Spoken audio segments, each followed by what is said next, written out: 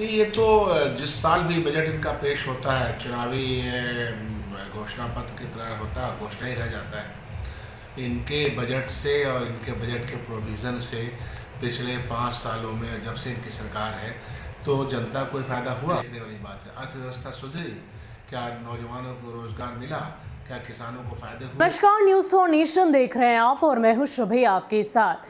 आज देशवासियों के लिए बेहद खास दिन था, वो इसलिए क्योंकि आम बजट निर्मला सीतारमण की तरफ से पेश किया गया। इसमें कई सारी घोषणाएं की गई और साथ ही साथ देशवासियों के लिए काफ़ी सारी चीज़ें बताई गई। लेकिन इन सब के बीच अब इसको लेकर बिहार के सियासी गलियारों में खूब चर्चा हो रही है और साथ ही साथ विपक्ष की तरफ से इसको लेकर सवाल भी खड़े किए जा रहे हैं। आपको बता दें कि कांग्रेस के नेता शकील अहमद ने अब इस बजट को लेकर कह दिया है कि जिस तरीके से चुनाव में घोषणा पत्र जारी किए जाते हैं, ठीक वैसे ही हमारे देश में बजट को पेश किया जाता है। सिर्फ और सिर्फ घोषणाएं होती हैं और कुछ भी जमीनी स्तर पर हकीकत में नहीं बदलता। इतना ही नहीं, उन्होंने किसानों के मुद्दे पर बोला कि जिस तरीके से बजट में किसानों को लेकर जो कुछ भी घोषणाएं की गई है, इससे किसान को सीधा कोई भी फायदा नहीं होने वाला है। इसके अलावा शकील अहमद क्या कुछ कह रहे हैं, छोड़े जाते हैं आपको उनके बयान के साथ।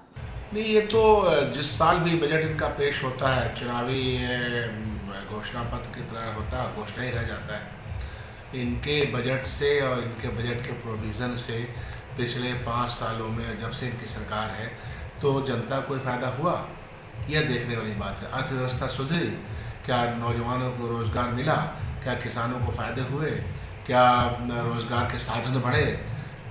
सिर्फ और सिर्फ बेचने की प्रक्रिया चल रही है। एयर इंडिया बेचा जा रहा है, LIC में विनिवेश का प्रावधान शुरू हो चुका है और लोग लुभावने रहते हैं हमेशा। जब बेनिफिट्स हमें नज़र नहीं आते, हम तो 5 साल में देख रहे हैं ना, सरकारी नौकरी घटी है या बढ़ी है, या प्राइवेट नौकरी के साधन बढ़े हैं या घटे हैं, GDP बढ़ा है या घटा है। तो जहाँ पे UPA ने छोड़ा था उससे हम नीचे गए ना, तो बड़े बड़े वादों का क्या फ़ायदा। सर, किसानों के MSP फसल के MSP को लेकर भी चर्चा हुई है कि दोगुने हम करेंगे, 1.5 गुना MSP मिलेगा। ये तो एकदम नहीं दे रहे हैं। मकई से लेकर के धान अभी 800, 900, 1100, 1200 बेचा और प्रावधान ये होना चाहिए, जो डिमांड है कि जो MSP तय हो गया कोई भी खरीदे, चाहे वो बिचौलिया खरीदे, चाहे वो घर पे आके खरीदे या मंडी पे खरीदे, कीमत उसकी वही होनी चाहिए। और अगर MSP नहीं मिली किसानों को तो उसके लिए कानून बनने चाहिए, ये तय कर दें तो फिर मज़ा आएगा किसानों को कि 1850 में उनको कहीं भी वो बेचेगा उसको मिलेगा। तो आप 10% धान खरीद लेते हैं, 90% धान कहाँ जाता है, किस माध्यम से जाता है। इसलिए इस सरकार को ये समझना चाहिए, और जो कि इस समझ से परे है, तो किसानों को तो कुछ मिलता नहीं है। और अगर मिलता तो आपको लगता है कि ये 60-70 दिन से लोग बॉर्डर पे, सिंधु बॉर्डर से लेकर गाजीपुर बॉर्डर पे पड़े रहते हैं। 100 किसान की ज़्यादा जान जा चुकी है। तो ये है कुछ नहीं, झूठ का पलंदा है और ये सबके सामने है। पैसा देने की बात तो हमेशा करते हैं। जब यहाँ आए थे प्रधानमंत्री का अनाउंसमेंट हम लोग को याद नहीं है क्या, बिहार वासियों को याद नहीं है क्या। तो बंगाल को और आसाम को क्या मिलेगा, जो पहले दिया उसको ही तो इम्प्लीमेंट करवा दें, जो पहले के वादे हैं उसको पूरा कर दें। तो मिलने वाला कुछ है नहीं भाई। हम तो तस्वीर का आईना देख रहे हैं ना, आईने में इनकी तस्वीर आया हो चुकी है। ये होता कि पहले के बजट इनको दिए गए और वो बजट प्रोविजंस के तहत लोगों तक पहुंचे और जिसका लोगों को लाभ हुआ। तो लाभ तो मिला नहीं ना।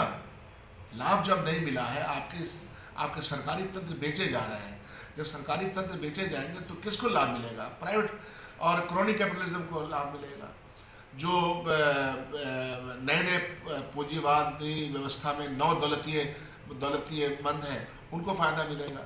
तो ये तो पूरा आप देख रहे हैं कि एक रिच को रिचर बनाने की कोशिश की जा रही है। उसमें भी बहुत कम लोग रिच बन रहे हैं। इस बात तो देखा जा रहा है कि कॉलोनी कैपिटलिज्म में होता है कि बहुत कम लोगों के पास संपत्ति और फ़ायदे पहुंच जाते हैं। ठीक।